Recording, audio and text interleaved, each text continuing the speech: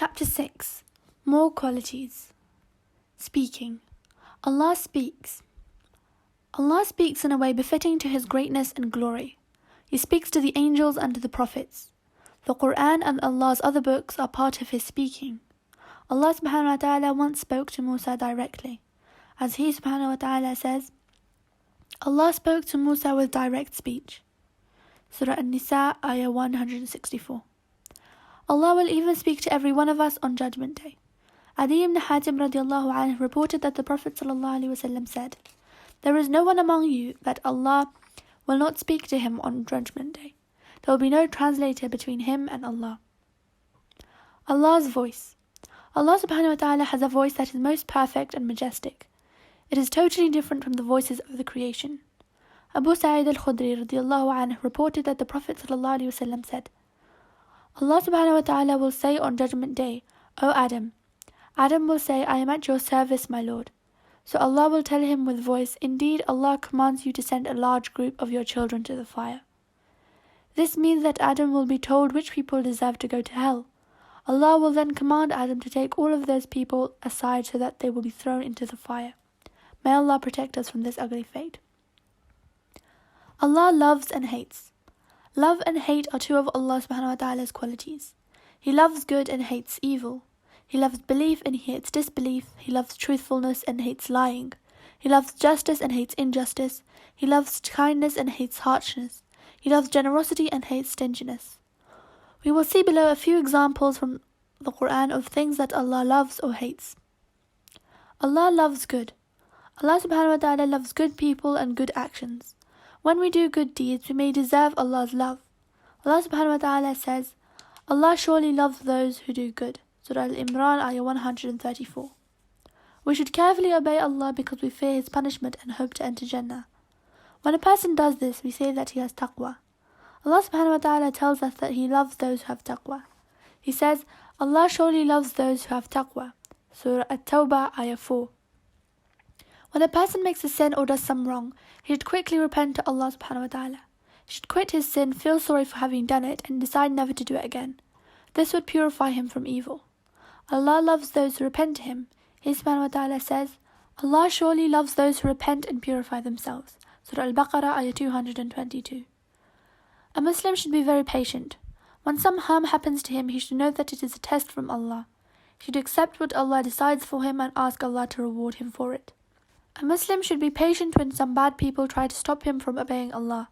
A Muslim should also be patient when someone does wrong things to try to make him angry. Allah loves those who are patient. Allah subhanahu wa ta'ala says, Allah surely loves those who are patient. Surah Al-Imran, Ayah 146. A Muslim should be just or fair to others. He would not take things belonging to them without right. He would not cheat them. If he is a merchant, he would not give the people less than what they paid for. If he is a judge, he would not side with anyone because he is rich or strong or related to him. If he is a parent, he would treat his children equally. Allah loves those who are just. He subhanahu wa ta'ala says, Allah surely loves those who are just. Surah Al-Ma'idah, Ayah 42. We should always remember that Allah subhanahu wa ta'ala owns everything. Nothing happens without His permission. We should try to do our work.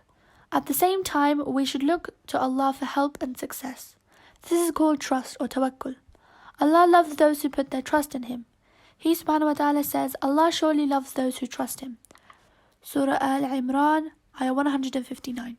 Allah sent the Prophet ﷺ to guide us to the right way. We should do our best to follow our Prophet Muhammad ﷺ. If we follow him, Allah will love us. He subhanahu wa ta'ala says, Say, O Muhammad, if you truly love Allah, follow me. Allah will then love you. Surah Al-Imran, Ayah 31. Allah hates evil. Allah subhanahu wa ta'ala hates evil, and He hates those who do evil things. He says, Allah does not love those who cause harm. Surah Al-Baqarah, Ayah 205. As we saw earlier in this book, disbelief is the worst evil. Allah subhanahu wa ta'ala hates those who disbelieve in Him and refuse to follow His Messenger sallallahu alaihi wasallam. He says, Say, obey Allah and the Messenger, but if they refuse, indeed Allah does not like the disbelievers. Surah Al-Imran, Ayah 32. Allah laughs. Allah laughs in a way that befits His greatness and glory. The Prophet ﷺ tells us of a number of cases where Allah laughs. One of them is that when we are in hardship, and Allah knows it will end soon.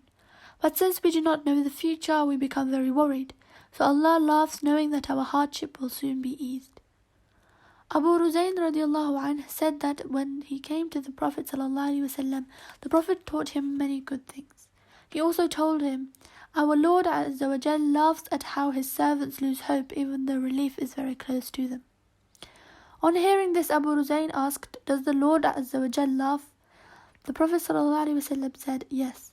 Abu Ruzayn then said, "Surely then good things will never stop reaching us from a Lord who laughs." This Sahabi, who was then new in Islam, had a pure nature that helped him quickly understand things. He understood Allah's laughing as a sign of His generosity and forgiveness. This is how we should too understand it. Ayat al-Kursi, the best ayah. Many of us memorized Surah Al-Baqarah, ayah 255, better known as Ayat al-Kursi. It is the best ayah of the whole Quran. We saw this in the hadith of Abu Dhar in the previous chapter, page 60.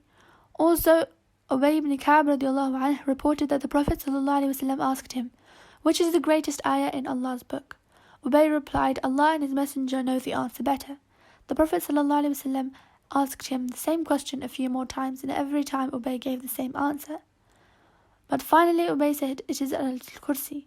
The Prophet ﷺ was pleased with his answer and said, "May this knowledge give you happiness, O Abu al-Mundhir." This ayah is also great because it contains a beautiful description of Allah Azza wa Jal and mentions many of His great qualities. We will discuss below only a few of the qualities mentioned in the ayah. Allah subhanahu wa ta'ala says, "Allah, there is no true God except Him, the one who is always alive, the one who takes care of all the creation. He does not become sleepy and He does not sleep. He owns everything that is in the heavens or on the earth. Who can ever intercede with Him without His permission? He knows all that will happen to them, the creation, and all that has already happened, but they cannot know anything from His knowledge except what He wills. His kursi extends over the heavens and earth, and He is never tired of keeping them. He is the Most High, the Most Great. Allah is eternal. We learn from Ayat al-Kursi that Allah Azza wa Jal is alive. His life is surely different from our life or the life of any of His creation. It is the most perfect life that extends from before the creation and never ends. We say that His life is eternal. We also learn from Ayat al-Kursi that Allah Jalla Jalaluhu is not subject to drowsiness or sleep. A person is drowsy when he is tired and about to fall asleep. This is a weakness that never happens to Allah. Sleep is like death. When a person is asleep, he is unaware of what goes around him. As for Allah Azza wa Jal, His life is perfect. It is not spoiled by death or sleep or any other kind of weakness. Allah's knowledge. We learn from Ayat al-Kursi that Allah Jalla Jalaluhu has knowledge. His knowledge is most perfect. All knowledge in this world comes from Allah, and all knowledge is only a very tiny part of His knowledge. He knows all what we did in the past and all what we will do in the future. He knows every detail about everything. Allah subhanahu wa ta'ala says in another place, "With Him Allah are the keys of the hidden knowledge. No one knows them except Him, and He knows what is on the land and in the sea. Not a leaf falls but that He knows it, and no grain is there within the darkness of the earth, and no moist or dry thing, but it is all written in a clear record." Surah An'am, ayah 59. Just think of one tree. Allah knows how many leaves will grow on it, how many leaves will fall each day, how long the tree will live, how many branches it will have, how deep its roots will go, the shapes of the branches and roots, how many birds and insects will stand or live in it, and so on. Allah even knows the shape of each leaf, its color, how many lines it will have, how many insects will touch it or eat from it, how much water and sunshine it will get, how much dust and rain will fall on it, how many atoms it will have, and so on. Allah knows completely and perfectly everything about every leaf. All people together cannot have that much knowledge about even one leaf. So how about a tree, a forest, or a whole world? And all of this is only a small part of Allah's knowledge. Allah upholds the heavens and the earth.